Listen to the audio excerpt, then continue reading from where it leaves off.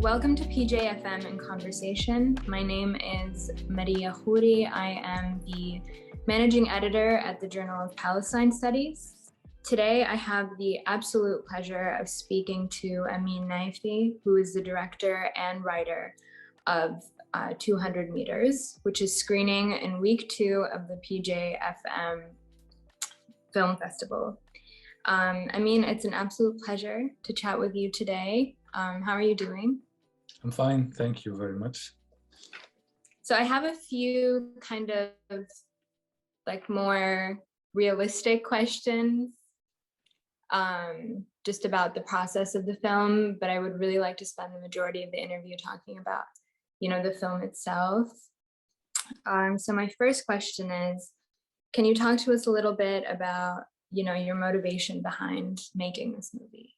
Thank you for this conversation. To study filmmaking, I will start with why I wanted to become a filmmaker is because growing up in Palestine and, witnessing the second Intifada and witnessing what every Palestinian living in Palestine was witnessing, I saw many things that happened in my neighborhood, in my city, etc., that left a very strong influence until today in my life. And I started to question myself when I was in high school. What do I really want to do? I already back then, I was watching lots of films. And because of the many curfews that we lived in the Intifada, we were introduced, me and my brother, to international cinema. So not just American films, but we were watching European films and different films from Japan, from Korea. Sorry. And it just came to me that I want to tell stories. I want to become a filmmaker. And so that's why I wanted to become a filmmaker. But this very specific story of 200 meters is influenced from my personal life, because I am a Palestinian living in the West Bank. And my mother is a Palestinian from a Palestinian city in the 48, on the other side of the wall. Before there was a wall, I used to go there. I grew up in that village, in my mother's village, with my grandparents, with my uncles, my cousins, my childhood friends. All of my beautiful memories were actually in that village. It was just 20 minutes in the car. And then Intifada, a wall, checkpoints, separation. And this brought lots of painful memories to me as a teenager and then as an adult. Until today, I cannot go see my family when I want. So yeah, that's basically why I wanted to tell this story, because it's something I lived, still living, and it is the story of thousands of families that are separated because of the wall. My next question, I think I would just like to, I'm using this question because I would like to get at what it means to be Palestinian and to kind of live in these like in between spaces. And I think that the journey of your movie, I'm sure it was not on purpose on your end, but ended up kind of being emblematic of that sort of liminality of our experience as Palestinians. So my question is, your film is listed as being from Palestine, Jordan, Italy, Qatar, and Sweden. And sometimes it's even listed as Israeli cinema.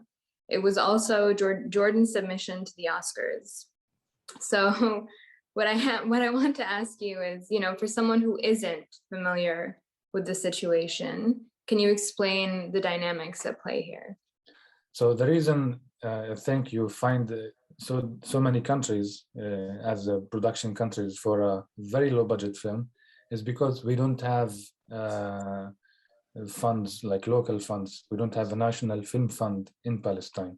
So in order to make our films, we have to make co-productions with other countries. That's why you have Italy, Qatar, and Sweden. That's where the majority of the money came from, actually. Jordan is also because we received a small fund from Jordan. And the film was Jordan's submission to the Oscar because I am Palestinian living in Palestine with a Palestinian nationality, but I also have a Jordanian nationality, and I used my Jordanian nationality to submit to the Oscars. That's why this happened. And the fact that the film gets listed as an Israeli film or Israeli cinema is absurd to me, because it is not, you know. It is a Palestinian film, a Palestinian story told by a Palestinian filmmaker. And it is talking about the Israeli-Palestinian narrative, yes, but it is not an Israeli film. So uh, maybe this is also because many people around the world don't recognize Palestine, you know, so it's just easy to say it is coming from Israel. Right. Because you can't submit to the Oscars as like from Palestine, you know, Palestine. No. Can you? Yeah, you can submit as Okay. a Palestinian film, but there was another Palestinian film that was submitted through the Palestinian slot, Mhm. and I used the Jordanian to run together with the other film. Would you mind telling us a little bit about, you know, what that funding journey looked like? Actually, it was a very long journey. Mhm. It took me 7 years to make this film, to find the money, and of course, there was lots of ups and downs, more downs than ups. It was very frustrating for a first-time filmmaker. I think this is a universal thing, you know, that it is very difficult at the beginning.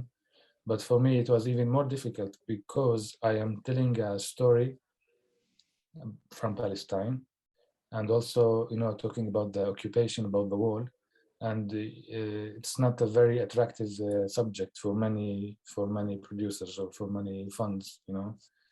Um, and also because I also heard from many funds who rejected to finance the film that, you know, we know this story. It has been told before, you know. It was not told before. You know, we don't know this story. This is a new story. And I also hear a lot from many funds, grants, etc., producers, European producers. You want to make another story from Palestine about the wall, about the occupation. Tell a love story. This is a love for me. 200 meters is a love story. You know, I think it was important to maybe it is clear in the film that in our daily life in Palestine, you know, we deal with the occupation every day. I cannot make a love story. I cannot make even a comedy without having this in the background, you know. I cannot escape it. It is my daily life. I wake up, I see it in my face. So yeah, all of this together were part of the complications. And in addition that I'm a first-time director, I have a good script, but there were many doubts. Like, can you do it? You're young. We are not sure that we can invest in this adventure, you know. So yeah, I don't know if I answered your question. No, you did. It was great. Yeah. I mean, that's what I was curious about, like the, you know, the politics of it all and kind of how you had to frame the movie itself to make it something that was appealing to funders. And you know, I even like one of the main feedbacks I had. So I think the audience have already seen the film before watching this, right? I think so. Yeah. So one of the main feedbacks I was getting is that you know, the journey when Mustafa starts with the smuggling journey and he goes through these many obstacles and checkpoints, etc.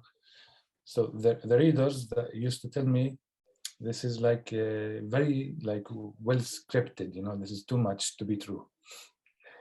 And this is real life, you know, and I didn't know how to make them believe that this is real life. The only thing I would say, I would really love to invite you to come and see with your own eyes. Yeah. You know? And that's why we insisted to shoot in real locations. So all of the locations that you saw in the film are real. I did not build anything. I mean, I think go ahead, sorry. We just built the interiors, but the exterior locations of the wall, of checkpoints, watchtowers, this is real life. Right. Yeah, I mean, I think it's almost like a reorientalizing practice to look at this movie and say it's just another movie about the wall. You know, of course, the wall is important. The politics of it are important.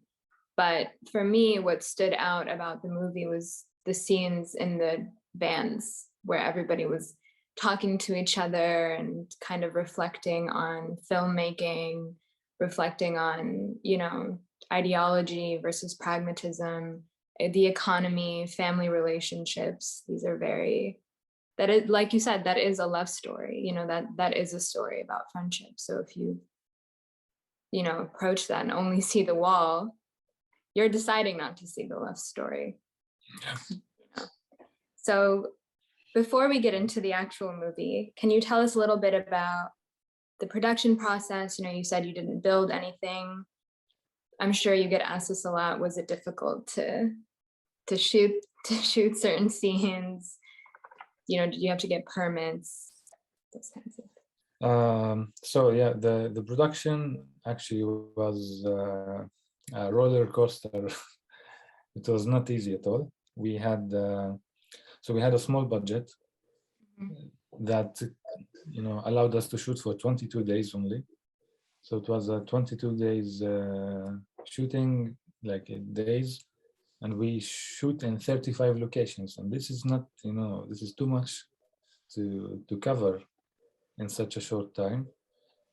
Also for a first-time director with a fresh experience. So it was too much. It was very, very, very difficult, to be honest. And the way we used the real locations, in my mind, when I was writing, I thought that we would have at the end a budget that would allow us to build, the locations that I wanted, and to ensure the safety of everyone, and to take my time while staging the scenes, etc.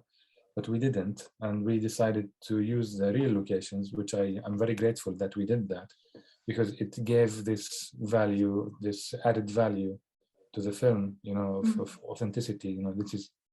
This is it. This is how it looks like.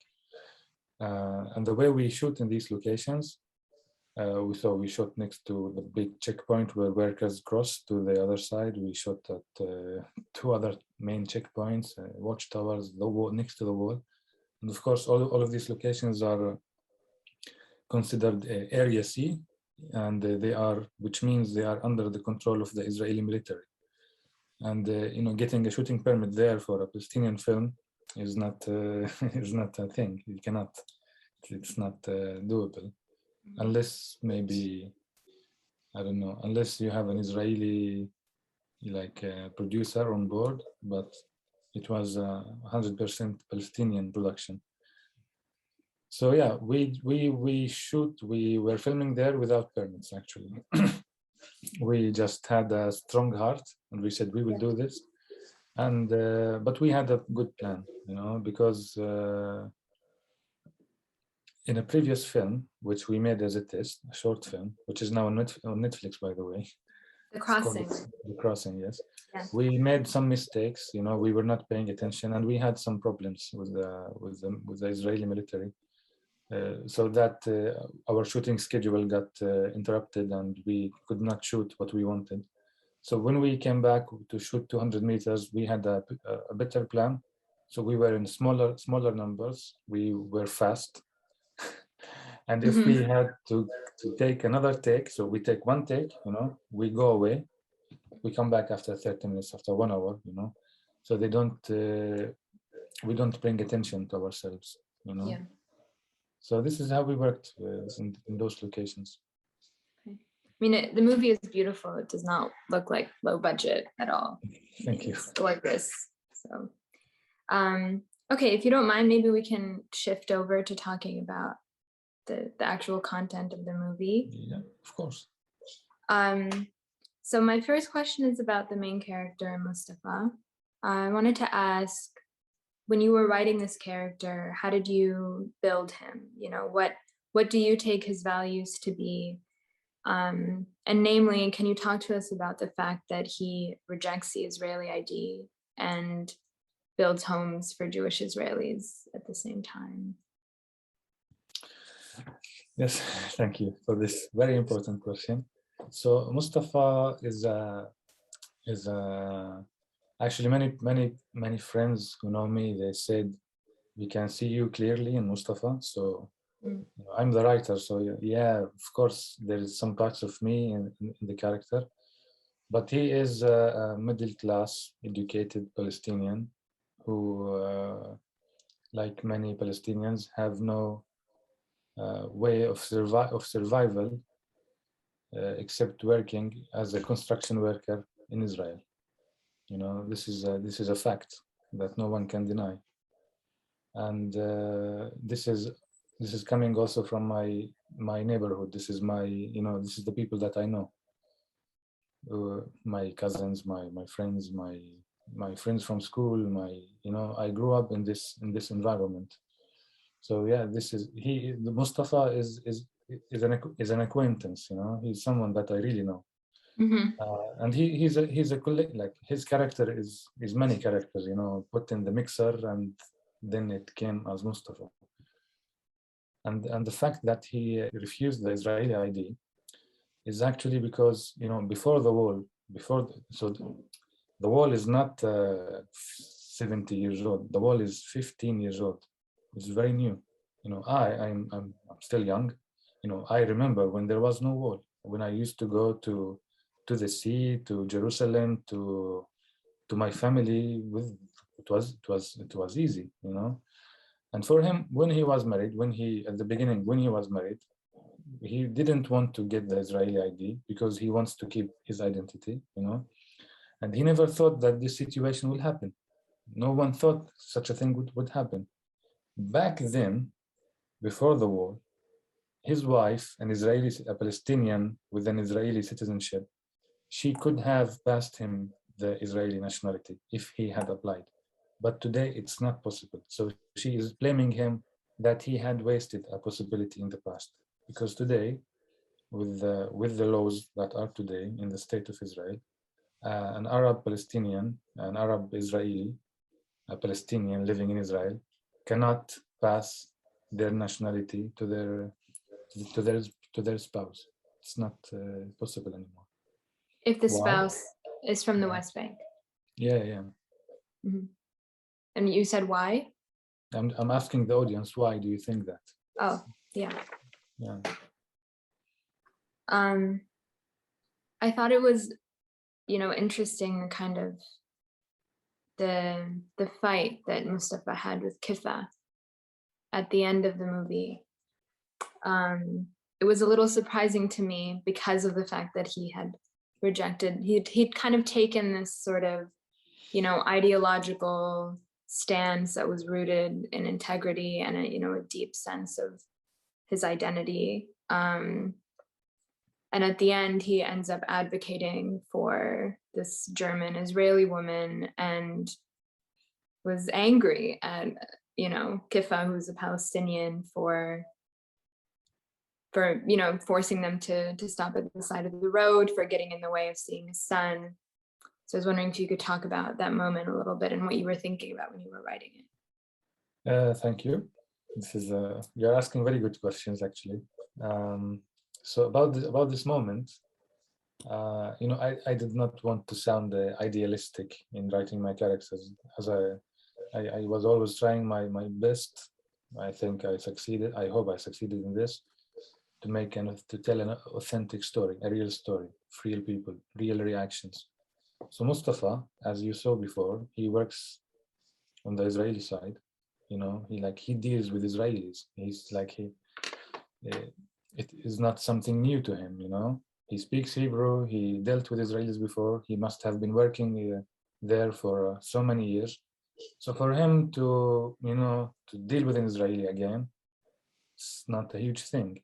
But for Kifah, it is, because Kifah, which is my generation, and this is true, you know, I have not had a conversation with Israelis who are not holding guns. I only know them at checkpoints as soldiers.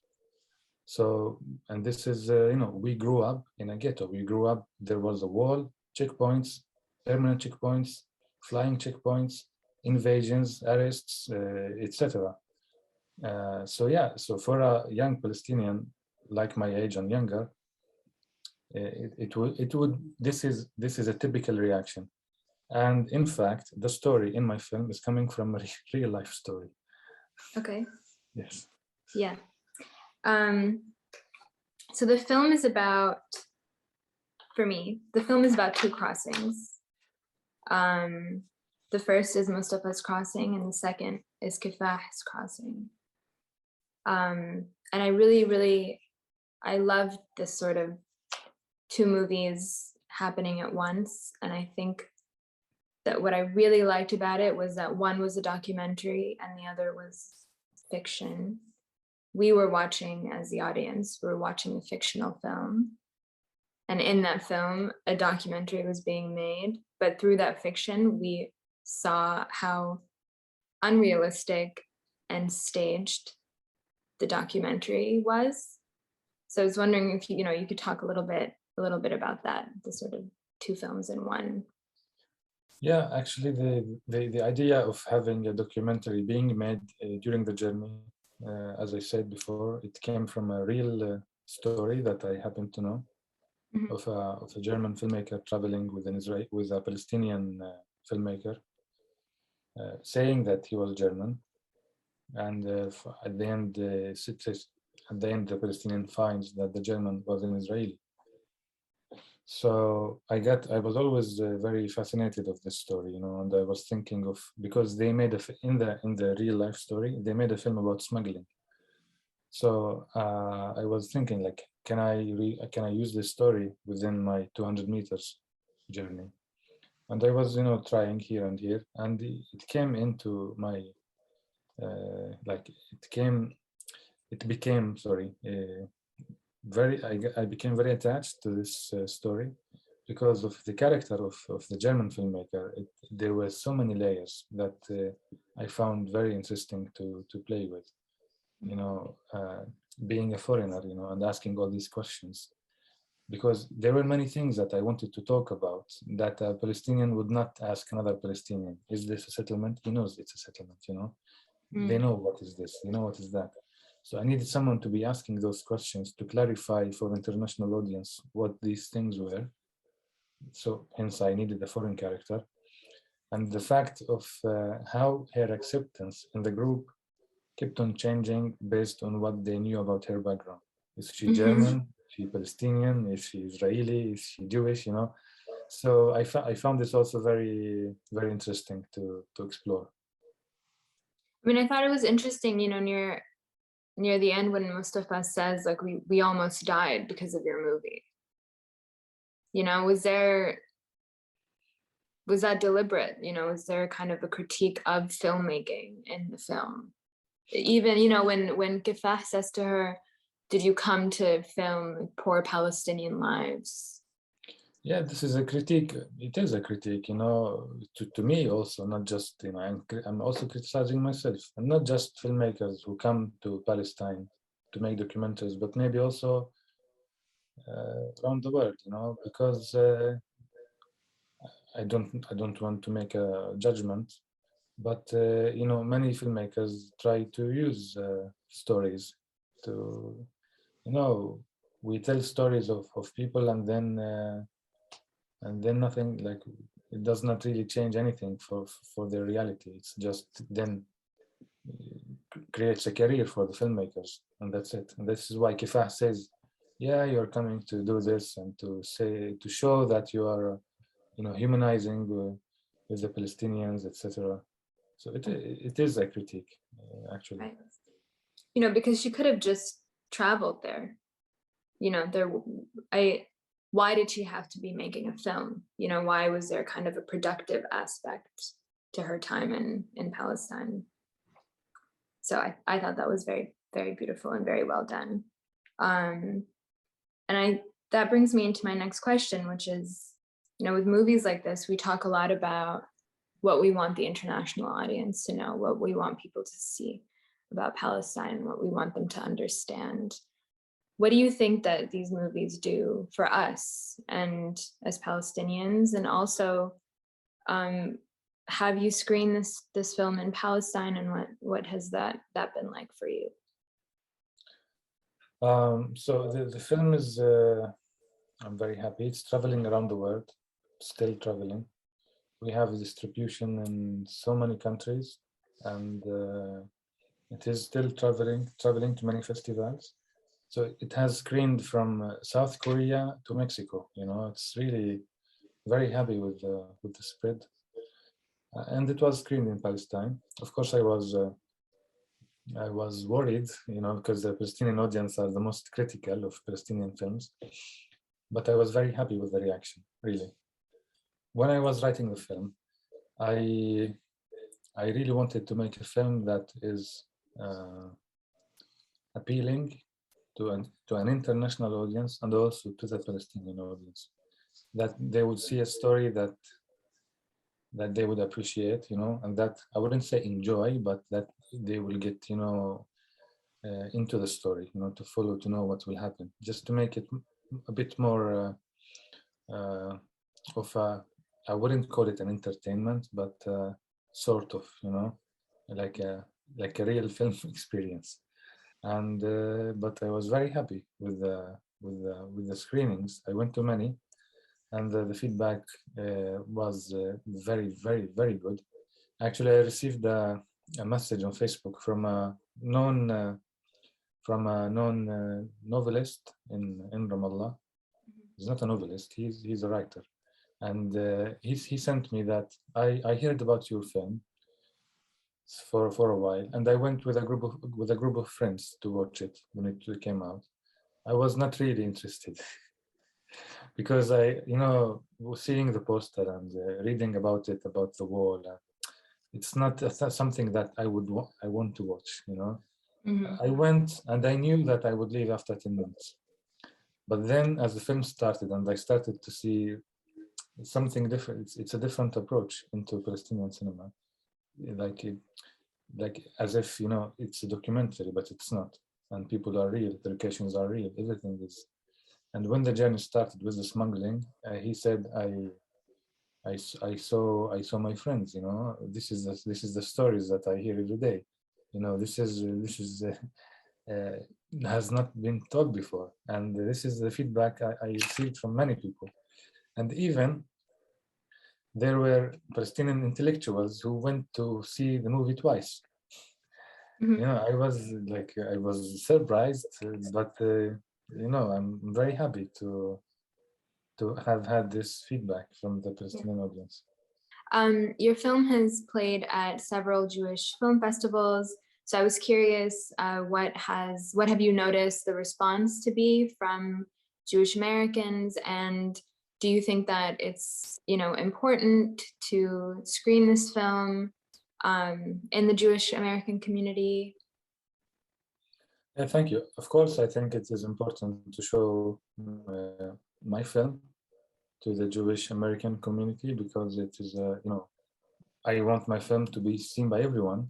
And by the Jewish American community, maybe it's also maybe more important for me, to see the Palestinian narrative, told by a Palestinian. So because it's a thing that they might not have the chance to see otherwise, even if when they travel to Israel, they would not come to the West Bank to experience what we are experiencing. So if I had the chance to bring this to them in the United States to really watch this and experience what we are experiencing, I think that would be very important. And for the feedback, because the film was screened in Jewish film festivals in the United States, we actually won a Human Rights Award at the Atlanta Jewish Film Festival, which I find very, very, rewarding, I would say, maybe. To recognize this as a human rights issue by a Jewish festival in the United States. So yeah, but unfortunately, because of the COVID situation, I never came to, to be there in person to talk with people. So I have not had the conversation with audience to get their feedback. So I don't know how it was received. The trunk scene, I know that you filmed that in a real trunk. Was that also a kind of a reference to Men in the Sun, or did it just kind of happen by coincidence? So when I was writing, I was asking, doing my research, about smuggling and what is.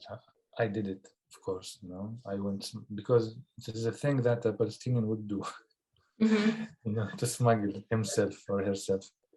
But not this one. I never went into the trunk. And as I was asking here and here and here, someone told me this story, and I was, I was like, what? And of course, then Ghassan Kanafani and Men Under the Sun came into my mind, and I knew this has to be in the film. It is a must. Yeah. So yeah, and I get to this also, that many people who know the Ghassan Kanafani novel, they make the connection directly. Yeah, I mean, it was terrifying to watch. Yeah. Can I ask, was the choice to feature an African IDF soldier and then a woman deliberate, or was that just sort of how the casting kind of No, it was. landed? I wrote the characters, and I knew what I was writing. It was a deliberate choice. Could you talk a little bit about, your reasoning behind that? Well, the African soldier, Mhm. I can say that, in Israel, the African Israelis are being discriminated against. They are being treated as second or third class citizens. And I think last year or the year before, there was an uprising, a Black Israelis uprising to get their rights, etc. But my personal experience with the Black Israelis is the one I showed in the film. They are being discriminated against, but they are treating us like this. So for me, this is a reflect. I don't want to make a big statement, but I want to reflect. I wanted to point out this. So people would think about it and ask about it, and like, why do we always try to reproduce our reproduce what we are experiencing and give it to someone else? Why can't we stop Work together? Yeah. Yeah. Would you mind talking a little bit about the interaction between Kifah and Rami in the van in the second, when it was just Mustafa, Annie, Kifah, and Rami, when they're like, do you see the settlements? And he is sitting there and he's like, in Palestine, whatever, like say something that sounds, as she said, from Wikipedia. And then they move to Rami and he kind of gives this quick answer. If you wouldn't mind talking about that scene. Yeah, this scene is actually, it's one of my favorites. Me too. Because you have these two different Palestinians, Kifah, the one who wants to tell, who wants to let you know what is happening with numbers, with facts, etc. And Rami is just a normal kid, and but I find Rami as a character, and his answers to maybe more helpful in telling the Palestinian narrative, because he's not trying to tell you anything. He's just being himself. Why do you go to work in Israel? Why do you risk yourself? Because I want to live. That's it. Right. I want to work. I want to live. That's it. And he has to go through this risk. And he's a fan of Muhammad Salah. He's like, and what I wanted to say is, like any other kid that like around the world, he's a boy who loves football and who wants to live, who wants to make money. Mm-hmm. And the only way is to smuggle himself and to risk his life. Right. And I thought that was also interesting, with the filmmaking being so central to the movie, was that I kind of felt that Anne had an expectation for what Rami should say. Why do you risk yourself? You're so young.